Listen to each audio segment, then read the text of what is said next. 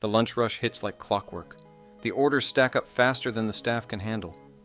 Fryers hiss, timers beep, and amidst the familiar rhythm of burgers and fries, a tray slides awkwardly across the counter. On it is a plate, not a wrapper. It's the kind of sight that makes franchise managers pause. This was supposed to be a smart extension, a way to capture evening traffic that usually went to casual dining. Yet, from the very first test, there was a quiet tension behind the promise. Each plate required extra prep, extra space, and an entirely different workflow than the fast, predictable rhythm of the burger line. Customers didn't notice the friction yet. They just saw something that didn't feel quite right for the drive-thru. Burger King's dinner baskets, or dinner plates, as some locations branded them, were born out of a simple idea. Why not extend the day part? Fast food chains of the late 1980s and early 1990s were experimenting. McDonald's had tried breakfast in earnest, Taco Bell was building late-night traffic, and the market seemed to reward chains that could stretch beyond lunch. Burger King saw an opportunity to capture the dinner crowd. Customers were already familiar with the drive-thru, familiar with quick service, but the chain hypothesized that with the right menu, they could pull in families seeking a more substantial evening meal without venturing into casual dining chains. The concept promised higher ticket averages, a chance to reposition the brand slightly, and a way to increase loyalty across the day. Early focus groups were cautiously optimistic. The plates themselves were straightforward: roasted chicken, grilled. Customer perception added another layer. Regulars arrived expecting the signature burger experience: quick, consistent, familiar. The sight of a plated dinner was jarring. Some families embraced the novelty, enjoying the convenience of a more complete meal. Others hesitated, unsure whether Burger King could genuinely compete with restaurants that had built their reputation around dinner. The concept was asking the audience to temporarily suspend the expectations they had held for decades. And in fast food, brand expectations are unforgiving. A disconnect between what the customer wants in the moment and what the brand delivers, even for a small number of transactions, can undermine an experiment before it truly gains traction. Marketing promised simplicity, but the reality of operational execution was anything but. Drive-thrus slowed, counter-staff juggled components, and the time to assemble a single dinner plate could stretch beyond what typical lunch-hour traffic could tolerate. The contrast between ad imagery, perfect plates, happy families, and the lived reality in the kitchen was stark. Some locations managed the system smoothly, especially in low-traffic windows, but most struggled. The very thing that made dinner plates appealing on paper, the complete sit-down style meal, became a liability in the environment Burger King had optimized for speed and efficiency. Still, there was a pulse of enthusiasm. Certain markets, especially those without strong evening casual dining competition nearby, showed promising sales spikes. For a brief moment, franchisees and corporate managers felt vindicated. This could redefine what a Burger King dinner looked like. Yet, beneath those pockets of success, an operational truth loomed. Expansion would require uniform execution across hundreds of locations, each with unique layouts, staff skill levels, and customer bases. The complexity of replicating the test market experience on a national scale began to crystallize, and with that, the first cracks in the strategy became apparent. By the end of the initial rollout, it was clear that Burger King had run headfirst into a fundamental tension. The brand's identity as a quick-service burger chain was not easily reconciled with a plated dinner experience. Customers liked the idea in theory, but the execution revealed limitations in kitchen throughput, staff adaptability, and brand perception. For some, the dinner plates were a charming novelty. For most, they were an awkward extension that slowed service and disrupted expectations. What seemed like a simple menu innovation had exposed the friction points between brand promise, operational capacity, and customer behavior. The question became obvious to those tracking performance quietly in boardrooms. If the concept slowed the core service, confused customers, and required extra investment, with uneven returns, could it ever be more than a niche test? And if not, why had it seemed like a smart idea at all?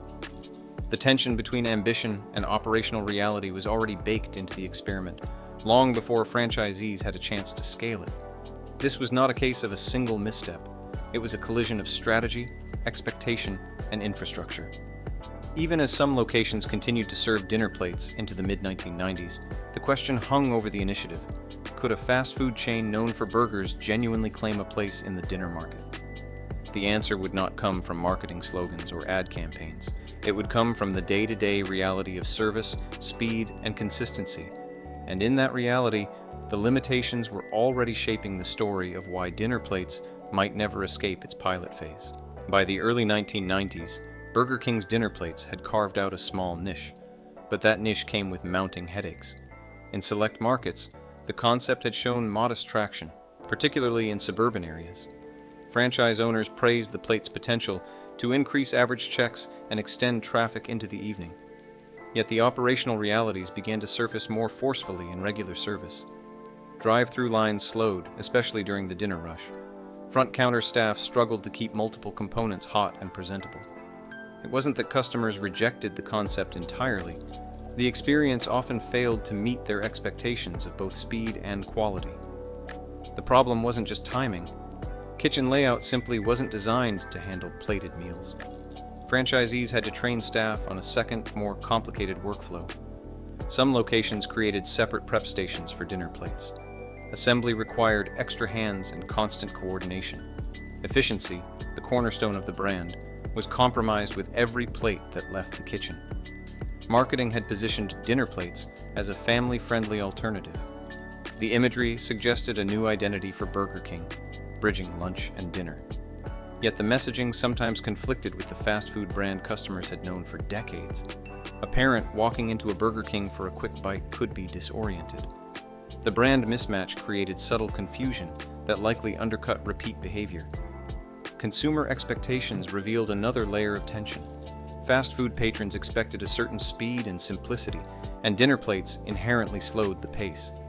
For families, the idea of a full dinner in a familiar quick-service environment was appealing. But the practical reality, cold sides, delayed orders, and inconsistent presentation, eroded enthusiasm. Even in markets where dinner plates were popular, managers reported that the concept never reached the same velocity. What was once envisioned as a lever to extend traffic into evening hours became a disruptor of the existing workflow. The very mechanics that allowed Burger King to operate efficiently were now being tested. Franchisees voiced concern quietly but consistently. While the concept offered the allure of larger checks, it required investments in equipment, training, and operational adjustments. Some owners experimented with limiting dinner plates to slower evenings or weekends. Others incorporated the menu fully and bore the cost in slower throughput and increased labor. Operational complexity was compounded by the fact that not every market responded in the same way. Demographic and competition varied, meaning there was no one-size-fits-all solution. Corporate leadership recognized the inconsistencies, but standardization was always challenging. Behind the scenes, executives were tracking these early signs closely. The dinner plates concept was a test of both menu innovation and brand repositioning. It wasn't just about adding a menu item, it was about stretching a burger brand into a more family dining context. The data told a story of promise tempered by friction. Where traffic was moderate and staff adapted well, dinner plates added incremental sales. Where the line was already busy or staff struggled, it slowed service and reduced satisfaction. The results hinted at a broader truth. No matter how appealing a menu item might seem in isolation, its success depends on harmony with operations, brand identity, and customer expectation. As the rollout continued, internal debates became more pronounced. Some corporate planners argued that dinner plates represented a long-term opportunity to evolve Burger King's positioning in the market. Others saw the operational strain and consumer hesitation as signs of a misaligned strategy. The tension between ambition and practicality was intensifying. Both sides recognized that the concept could not remain experimental indefinitely. The choices made in these years, how heavily to push dinner plates, how to train staff, which markets to prioritize, would ultimately shape the trajectory of the concept. What seemed like a straightforward attempt to capture evening traffic was revealing itself to be a delicate balancing act. Every decision carried weight for both customer experience and operational integrity. Despite these challenges, some creative solutions were attempted. Certain locations experimented with partial menus, offering dinner plates only during specific hours or with simplified components to speed preparation. Others tried marketing campaigns highlighting the novelty and value, aiming to reframe customer perception. Yet every adaptation had trade-offs. Simplifying the plates risked undermining the appeal that justified their higher price point. Restricting hours reduced exposure and potential revenue. Each solution was a temporary fix, not a systemic answer to the underlying tension between brand identity, operational capacity, and consumer expectations. The deeper question started to crystallize. Could a chain so firmly associated with speed, convenience, and burgers successfully reposition itself as a destination for sit-down dinner experiences without undermining its core promise? Early results suggested the answer would not be straightforward. The dinner plates concept had revealed the friction between what Burger King wanted to be and what it had historically been: a fast, consistent, predictable option for lunch and snacks. The experiment illuminated the challenges of brand extension in real terms, where operational workflow, customer behavior, and brand perception collide. It was in this crucible of test markets, slow drive-thrus, and divided opinions that the story of dinner plates' struggle really began. The concept wasn't failing because it was unappealing. It was revealing the hidden complexities of pushing a fast food brand into a domain it was never fully built to dominate. And in that revelation, the seeds of the eventual decision to scale back or even abandon the program were already taking root, long before anyone would make the final call. As the mid-1990s approached, Burger King's dinner plates remained a curious footnote in the chain's history. In markets where the program had persisted, franchisees reported that the concept generated occasional bursts of interest. Parents appreciated the portion sizes and familiar flavor profiles. Children often found comfort in the predictable options alongside the new entree formats. Yet even in these favorable pockets, the numbers painted a sobering picture. Average check increases were modest, and repeat orders were inconsistent. For many guests, the novelty of a plated dinner didn't outweigh the convenience and speed of a standard burger and fries. Operational friction continued to dominate discussions behind the scenes. Kitchens designed for high-volume burger production struggled to handle plated meals without slowing overall service. The layering of different cooking methods required careful timing, and even minor mistakes led to dishes leaving the line lukewarm or incomplete. Some franchises experimented with staging areas or staggered prep schedules, but this often introduced complexity that offset any gains. Staff turnover exacerbated the problem. Training new employees to execute a dual workflow reliably was a constant drain on time and resources. Even when the meals themselves were executed correctly, the extra steps created bottlenecks during peak hours. Marketing had tried to give dinner plates an identity separate from the core burger menu. Ads focused on family dining, evening meals, and value, sometimes highlighting plates with items like fried chicken or meatloaf. However, this positioning often clashed with customer expectations. Patrons entering a Burger King weren't looking for a traditional sit-down dinner. They were looking for speed, predictability, and familiar flavors. Franchise owners found themselves caught between corporate enthusiasm for the concept and practical realities on the floor. Some tried to balance the dual identity by limiting dinner plates to slower hours. Others rolled the plates out fully, hoping that the novelty would drive evening traffic and offset labor costs. In either scenario, operational strain persisted. Staff had to memorize more recipes, coordinate timing across multiple stations, and maintain quality under pressure. The dual workflows weren't just a matter of efficiency. They impacted customer satisfaction, staff morale, and even the perceived reliability of the brand. Every misstep was magnified because dinner plates were an experiment under scrutiny, not just another menu item. Meanwhile, corporate executives tracked the data meticulously. Sales performance varied dramatically by market, influenced by local demographics, competition, and traffic patterns. In some suburban areas, plated dinners seemed like a reasonable alternative to casual dining chains. In urban or high-traffic locations, the additional prep and slower service often translated to reduced throughput and longer waits at the drive-thru. The inconsistency made it difficult to develop a unified strategy. It became increasingly clear that dinner plates couldn't be scaled uniformly across the system without jeopardizing operational reliability. Internal debates intensified over how to proceed. Advocates argued that the concept could eventually reframe Burger King's image. Critics warned that the operational strain and consumer confusion posed risks. The tension between ambition and feasibility grew as executives wrestled with the question. Some suggested streamlining the menu further, others proposed aggressive marketing campaigns. Customer behavior revealed another challenge. While the plated dinners had novelty appeal, they lacked the habitual draw of core menu items. Guests who wanted a burger continued to gravitate toward the familiar.